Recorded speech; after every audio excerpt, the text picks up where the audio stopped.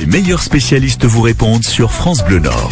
Côté expert, Olivier Paulet. Exactement, c'est pas moi l'expert, c'est Olivier de Statny, hypnothérapeute aujourd'hui avec des paupières lourdes. Faites voir, ouais, ça va. Bonjour Olivier Paulet, bonjour à tous. Ça va bien? Merci de m'accueillir. Appelez-nous au 03 20 55 89 89 pour vos témoignages, si vous avez déjà eu affaire à l'hypnose ou si vous vous posez des questions par rapport à ça, vous dites tiens, ça pourrait être pas mal, ça. Allez-y, c'est gratuit, c'est jusqu'à 10h-5. C'est vrai parce qu'on peut soigner pas mal de choses avec l'hypnose. Alors on va dire quand même que c'est pas un substitut à la médecine. Surtout pas. Effectivement, la médecine a toute son importance. Ça doit rester la priorité dans tous les cas. C'est un plus. C'est un plus, effectivement. C'est un accompagnement intéressant. Alors il y a plein de choses qu'on peut soigner. Les troubles alimentaires, les douleurs chroniques, les traumas, les grossesses aussi, les burn-out, le stress. Alors attention aux grossesses. On soigne pas une grossesse. On va aider à la préparation à l'accouchement.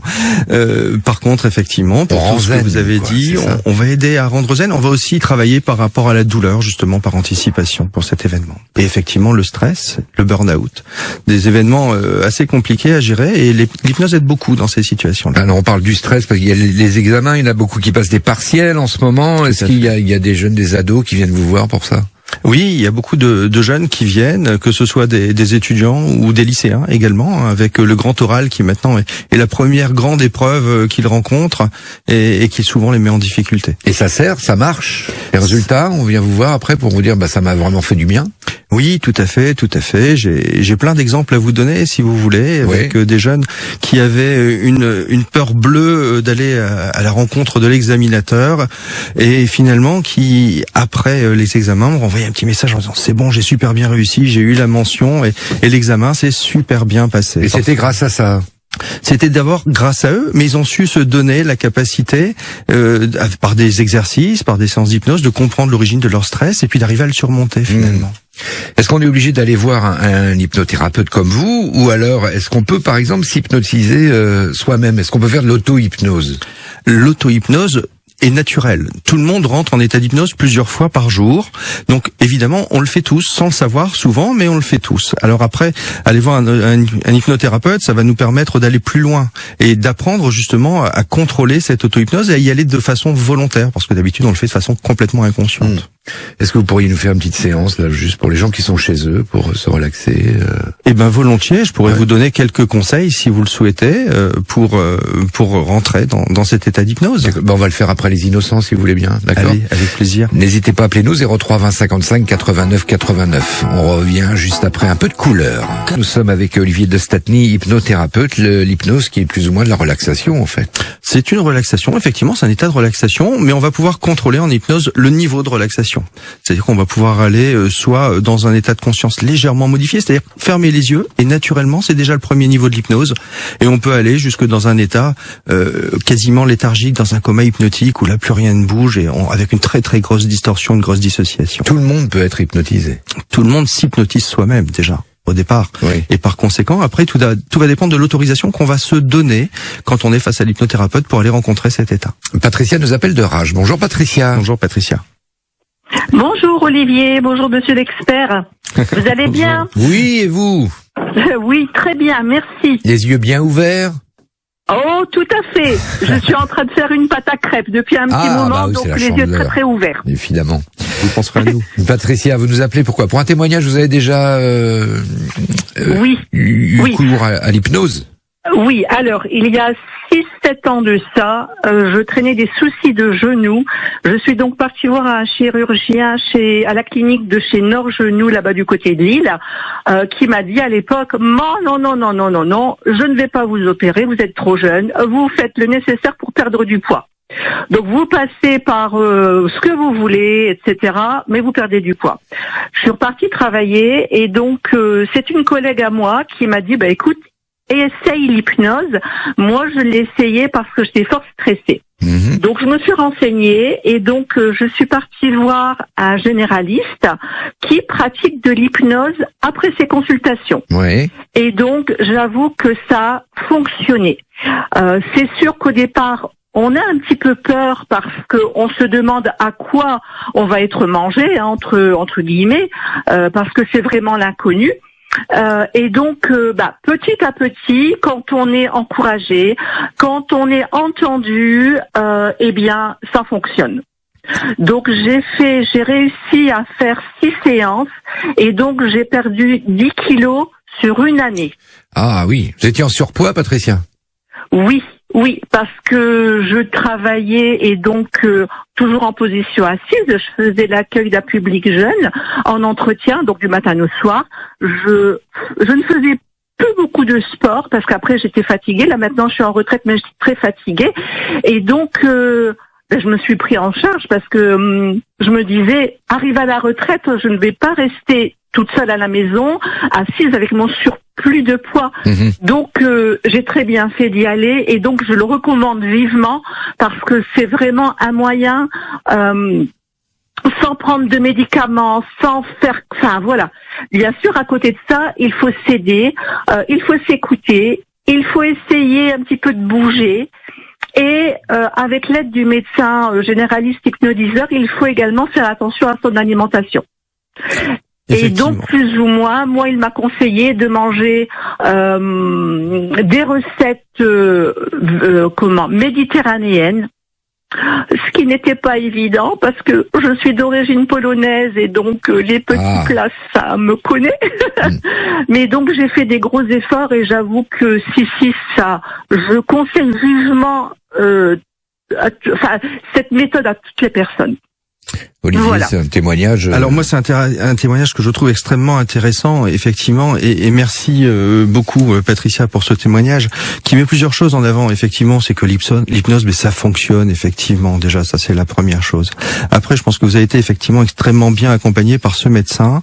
Pour ma part, je vais pas aller au-delà des recommandations par rapport à l'hypnose. Toute la partie diététique que lui s'est permis de faire, moi j'ai plutôt envoyé vers une diététicienne, mais finalement au final on aura la même chose. Et la partie hypnose à proprement parler va surtout agir sur la charge émotionnelle qui est liée au poids, le poids émotionnel qui nous entoure et pourquoi on en a besoin. Alors on va travailler là-dessus. Et par contre, ce qui m'intéresse encore plus dans votre témoignage, vous voyez, c'était vos 3 premiers mots. Vous nous avez dit que vous étiez en train de faire des crêpes. Et ça c'est super important. Ça veut dire qu'on peut perdre du poids et surtout garder la notion de plaisir. Et c'est extrêmement important.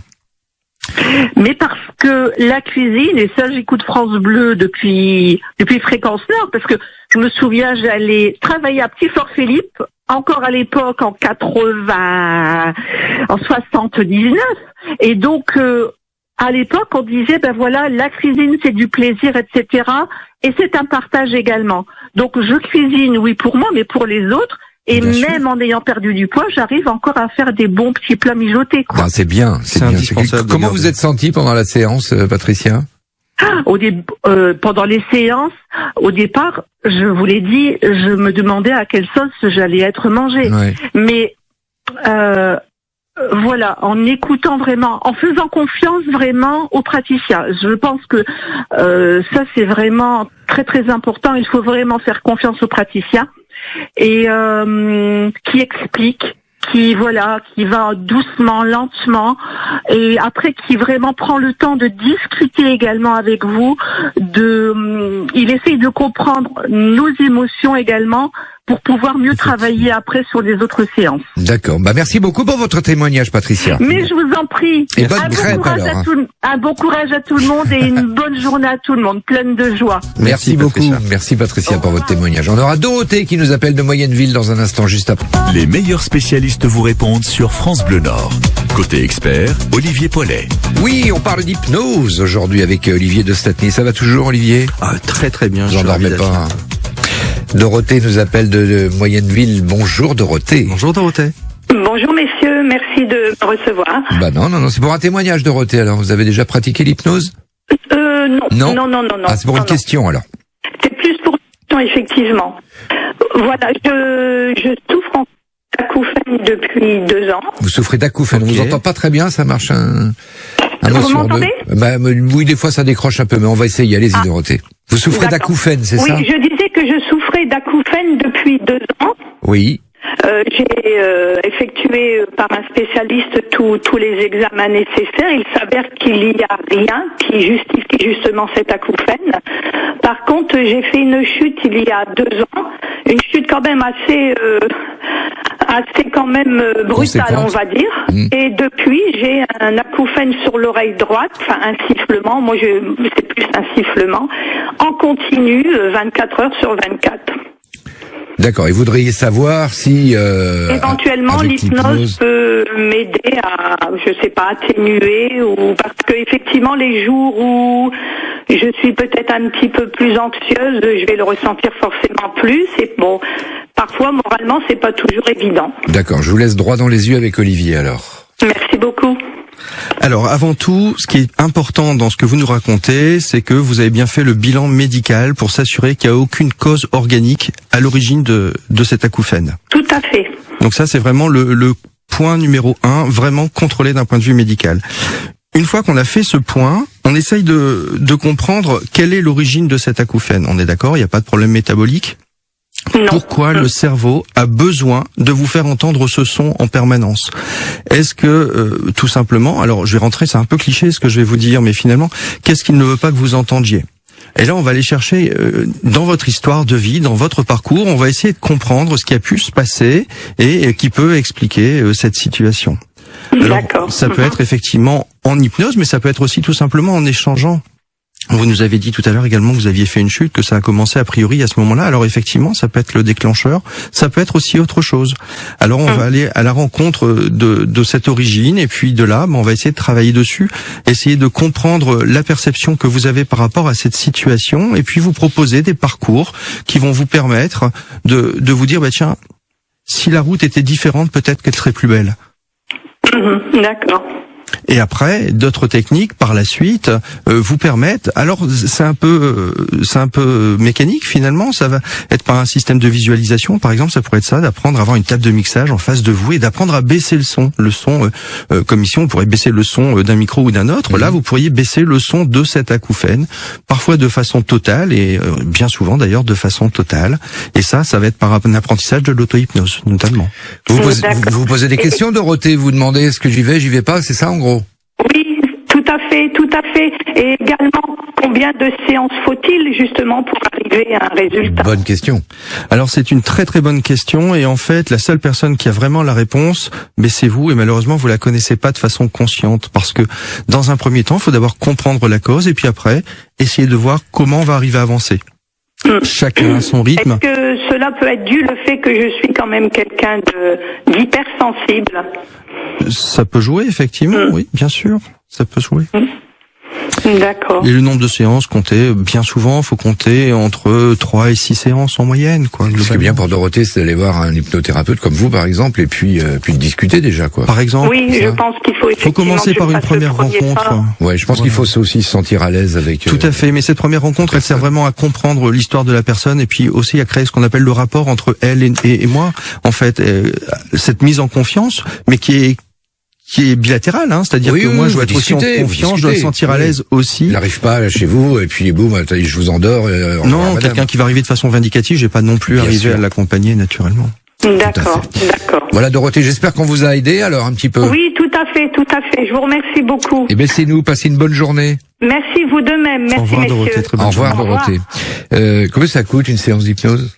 Alors 80 €. Vous avez bien raison. De toute façon, une fois qu'on a dit les choses, au moins elles sont très claires. Alors on a un peu tous les tarifs selon les praticiens. Pour ma part, la séance est à 80 €. Tout à l'heure, on parlait du stress, notamment des étudiants. Pour les étudiants, la séance est à 60. D'accord. Est-ce que l'hypnose par téléphone, ça fonctionne?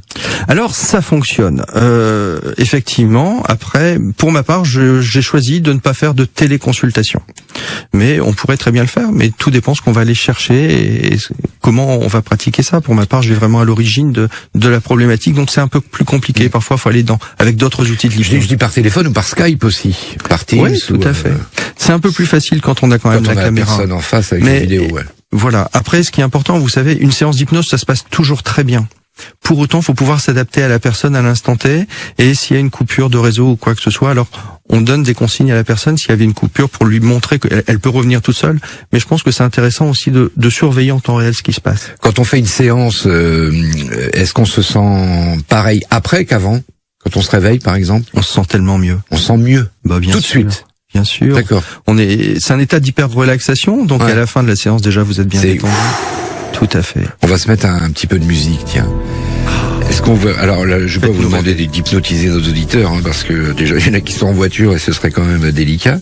Mais expliquer, donner un petit conseil quand on met de la musique comme ça. Est-ce que pour l'hypnose, l'auto-hypnose en fait, chez soi, comment faire? Alors avant tout, effectivement, attention aux auditeurs. La première chose est d'en avoir envie. Donc là, quand vous êtes au volant, c'est pas le bon moment. Non, donc vous n'avez pas envie de le faire. Éteignez la radio si vous êtes au volant. Merci pour cette petite musique. En fait, c'est pas n'importe quoi comme musique. C'est un son particulier, c'est une fréquence particulière. Ça s'appelle des ondes alpha. C'est la fréquence électrique qu'on va avoir au niveau du cerveau quand on va fermer les yeux. Par conséquent, ça va contribuer au ralentissement de l'activité cérébrale. C'est déjà une première entrée vers l'auto-hypnose. Dans un premier temps, moi, je vous invite à vous installer confortablement et puis à vous dire, allez, je suis parti là pour 5 minutes d'hypnose, par exemple. Et puis vous dire, je vais rentrer en état d'hypnose pour trouver de la détente. Vous vous donnez un objectif et un timing, ce qui fait qu'au moins vous allez revenir de manière systématique. Ensuite, une fois que vous êtes bien installé, commencez à respirer calmement. Alors certains ont déjà entendu parler peut-être de la cohérence cardiaque, c'est une très belle entrée justement vers l'auto-hypnose. Ça va être une inspiration progressive en gonflant le ventre dans un premier temps, pendant 5 secondes, et après une expiration lente, souple, confortable, comme si vous aviez une flamme de bougie en face de vous, mais elle reste toujours allumée, vous la faites vaciller, vous la faites danser, cette flamme. Et puis après, une fois que vous avez pris le rythme de cette respiration, vous êtes imprégné par cette musique et ce calme, vous avez les yeux fermés, orientez-vous sur votre corps, orientez-vous sur vous-même. Apprenez à faire comme un scanner de vos sens finalement. Ressentez vos perceptions et puis commencez à ressentir ce que vous ressentez tout simplement dans une main. Et puis après dans l'autre main. Et vous verrez qu'en fait les perceptions ne sont pas les mêmes. Peut-être qu'il y a une odeur qui va venir aussi à votre rencontre et qu'elle va vous rappeler aussi un souvenir particulier. Peut-être que une sensation de légèreté aussi, un souvenir, quelque chose comme ça. Faites le tour de l'ensemble de vos sens. On va appeler ça la spirale des sens. Voilà. Et là, vous allez rencontrer un très très beau moment d'hypnose. D'accord. Bah écoutez, je m'endormais un peu là. Non, ça fait du bien, hein. Tant mieux. Ça fait du bien. J'en suis ravi. Merci beaucoup Olivier Dostatny. Merci. Pour cette séance en direct sur France Bleu. À vous de jouer les Si vous auditeurs. pouviez m'endormir Agnès, ce serait épatant. Elle est très zen Agnès. Vous êtes très zen aussi Agnès. Ah oui. Hein? Et comme elle est douce. Quelle voix. C'est fou. Olivier Dostatny, merci beaucoup. Merci Olivier, merci aux auditeurs. On peut vous trouver à Biache-Saint-Va, à côté d'Arras. Avec plaisir. À très bientôt. À très bientôt. Merci beaucoup. Demain, on